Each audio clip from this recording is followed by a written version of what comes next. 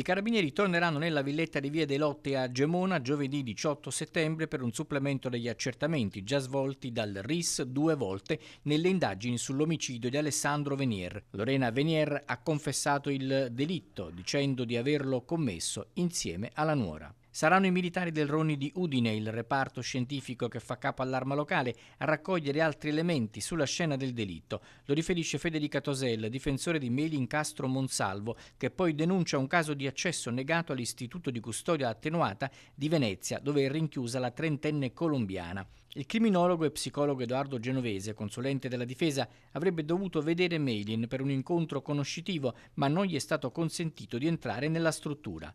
Un fatto inaccettabile, ha tuonato l'avvocato Federica Tosel. Al nostro consulente tecnico non è stato consentito l'accesso all'istituto a custodia attenuata per madri per incontrare la mia assistita, nonostante l'istituto penitenziario si fosse interfacciato con la procura di Udine. Giunti alle porte della struttura questa mattina alle 9:30, dopo 3 ore di inutile attesa, l'avvocato e il consulente hanno desistito e sono andati via senza incontrare la donna.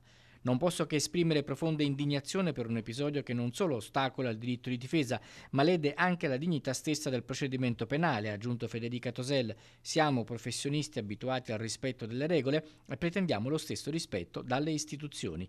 Chiederemo spiegazioni formali e adotteremo ogni iniziativa necessaria affinché simili episodi non si ripetano mai più.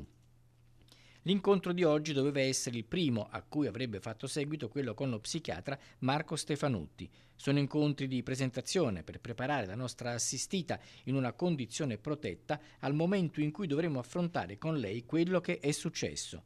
Finora Meilin davanti ai magistrati si è sempre avvalsa della facoltà di non rispondere. Le uniche dichiarazioni fatte le ha rese ai carabinieri che giunsero nella casa dopo la chiamata della donna al 112 e dove fu scoperto il corpo di Alessandro Venier fatto a pezzi e chiuso in un bidone della spazzatura.